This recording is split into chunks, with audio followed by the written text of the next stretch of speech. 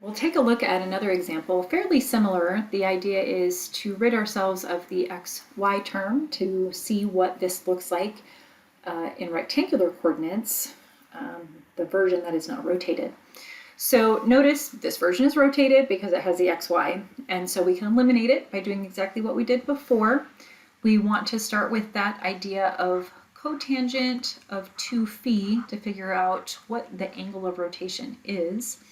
And in this case, we do have an a and a c. They're both 1. So we have 1 minus 1 over our b, which in this case is a negative 1. However, 0 over negative 1 is still 0. So we actually end up in the same situation we were in before, where 2 phi is going to be that arc cotangent of 0, but we've already done that. So we know that 2 phi is pi over 4, and so actually 2 phi is pi over 2, getting ahead of myself, and so our phi will be the pi over 4. So there we go. And just like the last time. So nothing new there that we haven't already seen. But here we are. Now we're going to take and find again that idea of x using everything that we did in the last one. If we look at the last example that we did, the beginning here is going to be the same. We are still needing cosine and sine of pi over 4, but that's still root 2 over 2. Putting those in for x and y will actually give us the same thing that we have over here that we got before. The biggest difference is simply going to be when we end up multiplying things out. So we'll still have big X root 2 over 2, and then minus y root 2 over 2, and our little y will be the same, x root 2 over 2 plus y root 2 over 2. But notice in this case, we're doing things a little bit different because we need x squared first. So we need to do x squared minus xy plus y squared and see what that looks like. And what should happen if we've done this right is our answer will have the big X, the big Y, but no xy term. That will be eliminated due to taking out the aspect of rotation. So we will have x root 2 over 2 minus big Y root 2 over 2. This is going to be squared. And then our middle term is that minus xy. But remember, we did do that before on the last slide. And so we already know that at least that piece is going to be the big X squared over 2 minus the big Y squared over 2. Again, from the last page, that's this xy part right here, just a minus xy. And then we will have our little y squared, which is big X root 2 over 2, and then the big Y root 2 over 2. Whew. Okay. And then that's going to be squared. And then we'll set that equal to 1 once we do that. So if you want, you can pause, you can try to multiply this all out, see what happens, and then we're going to combine anything that we can, and hopefully what we see is a hyperbola, or actually this will be an ellipse because we have addition between the x squared and the y squared. So, well, let's see what happens. Okay, so we will have that x squared over 2 when I square the first term. The middle term is going to be 2 times the first term times the second term, because this is a perfect square.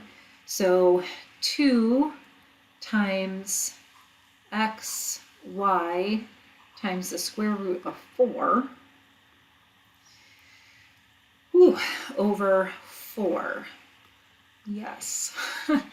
And then we should have the same thing here, the y squared over 2. Okay. Then we have a minus big X squared over 2 plus big Y squared over 2. So I'm just distributing this negative here like that. And then I'm squaring the other two terms. Things are going to be very, very similar here. So we'll have that x squared over 2. That middle term, however, will be positive instead of negative. So stay with me here.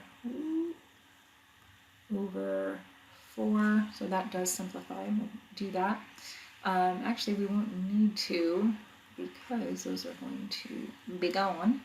And then our last term here, the y squared over 4. Woo, okay, so hopefully the idea would be, nope, over 2. Whew, so much happening. So we want to be thinking about what we can simplify here. We want to make our lives easier if we can. So always. Okay.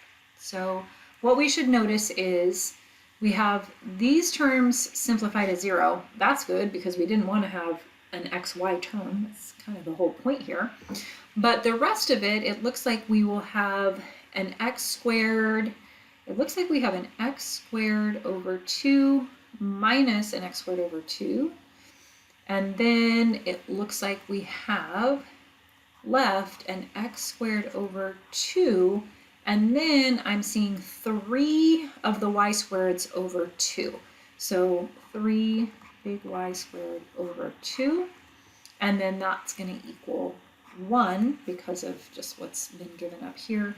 We didn't need to do anything with it yet, but I'm bringing it in now. However, this doesn't look quite like the equation of an ellipse that we're used to. So I will write it as x squared over 2.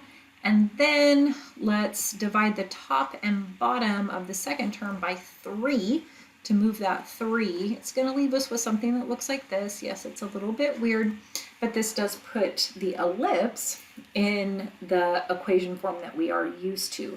So this is in fact an ellipse that's been rotated, as you can see, the 45 degrees or pi over 4. Now in looking at it, we have this. So it's kind of cool to look at. It almost looks like a planet, like Saturn or something.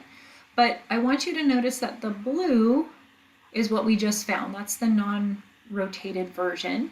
And then the green is the version that has been now rotated by the pi over 4.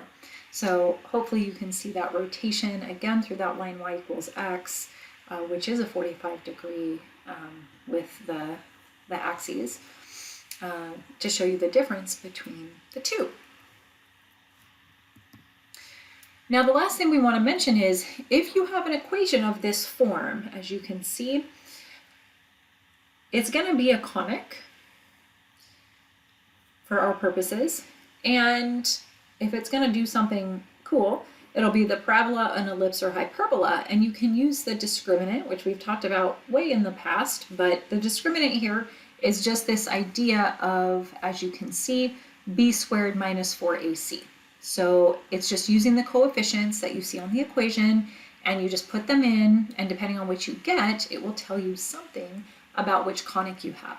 So if you remember, we did this with quadratic equations using the quadratic formula.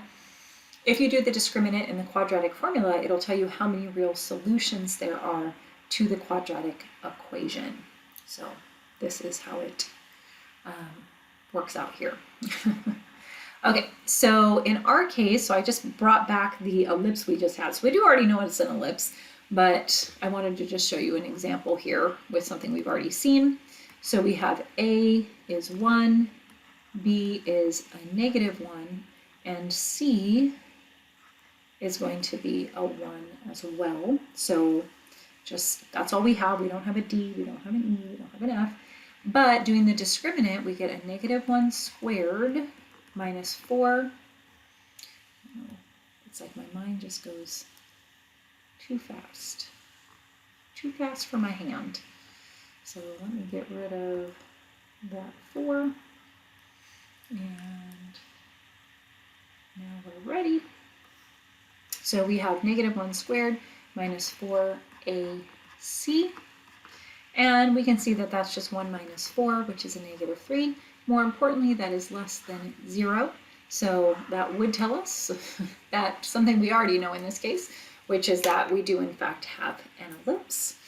But that is a way that you can tell just by looking at it and doing a little bit of work what the conic is going to be. And that is section 11.5.